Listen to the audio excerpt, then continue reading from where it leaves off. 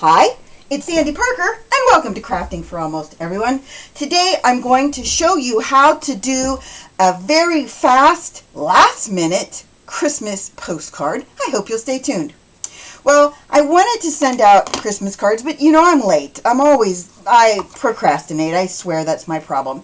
And I have this stamp that I absolutely love. It's from Stampendous, and it's called the Cling Snowy Postcard. I'm pretty sure I either got it at Joann's or Amazon. You can get it pretty much anywhere. I'll put a link below to some places that you can find it. And it looks like this when you stamp it. It's very vintage looking, and I really love it. And then I have a postcard stamp that looks like this. But if you don't have a postcard stamp, you could just write on the back, postcard, draw lines, and make a little square. You wouldn't have to make a little square. Just put your stamp there. You're good. You want to make sure, though, if you do stamp these, that you stamp both of them in the same direction, because sometimes I have the problem where I'll stamp this side going in this direction and this side the other way. So you do have to make sure of that. I cut my paper to 6x4, and I used Recollections 110-pound heavyweight cardstock from Michaels. I like that the best for anything that's going to be, a sturdy card. So what I did first is I used my MISTI, and I put the postcard in there, and I stamped through all of them first. So you do an assembly line. And I used archival ink because you don't want it to get, if it's going to go in the mail, it's going to get wet. And you don't want it to smear and be an ugly mess when it gets there. So you need an archival ink. Now you can get all kinds of different colors of archivals. Ranger makes them.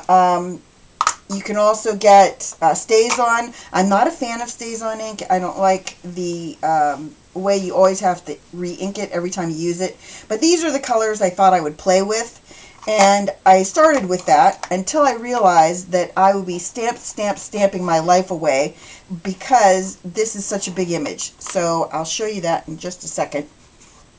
Again, these are 6 inches long by 4 inches tall, and that's about the size of a postcard. I could cut a little bit off because you can see that this one has some edges on it, but I thought what I might do instead is just go around the edges, just like one little, hopefully you can see this.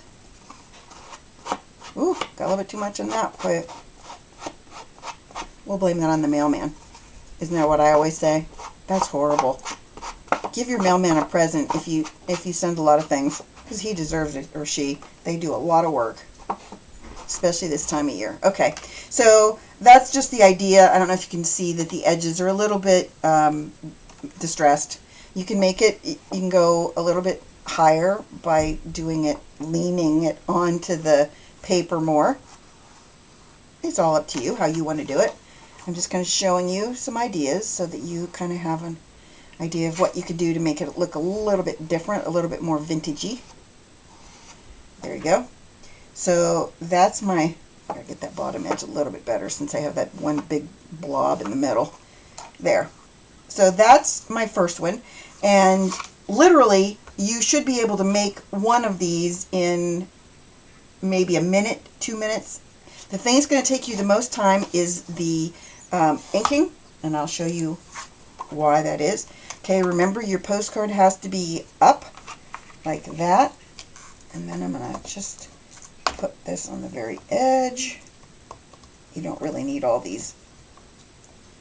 I don't need all of these magnets on here, but since I have them there, because there is such a lot of image to ink,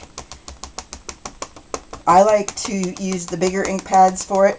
I did use a smaller ink pad at first, and then I thought, holy cow, this is going to take me forever. So then I gave up on that. Okay.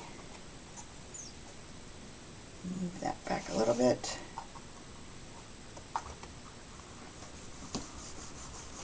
And sometimes when you do this, you have to stamp it a second time, just because if you don't, you won't get a really crisp image. You'll see that in a second. See how light that is? And my ink pad might need a little, it might need re-inking, but of course I'm sure I don't have the ink to re-ink this with, so I might have to go to one of the little pads.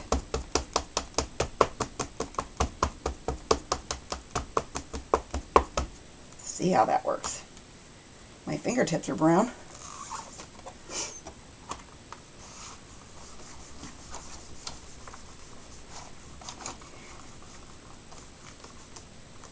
That's one of the reasons that either a Stamp Perfect or a MISTI are such a good purchase, because if I had to stamp this and then restamp it and try and get it back in the same place when it's a red rubber stamp, it would be really tricky to do. So my advice is, if you can get some kind of stamp positioning tool, no matter what kind you get, I really recommend it. You can even make your own. I've seen people make them out of CD cases, and there's a lot of videos that show you how to do that. If you can't, if you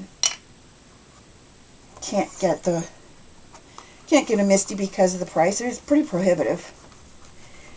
That was why I was really happy when the Stamp Perfect came out, and then of course now you can't buy it in the US, but you can buy it in outside the US. So if you live in Canada, you can get it there. Okay. So I'm only going to be making a few of these, but maybe 8 or 10, but I think I should be able to get them done in maybe half an hour, probably less. If this ink pad was really juicy, I could get them done in much less, but that's my scoop. And I hope that this gave you some ideas of what you can do for easy, fast, last-minute Christmas cards. I hope you give this a thumbs up and subscribe, and please tell your friends about me on social media, because you know I love that. And thanks so much for watching. Bye-bye.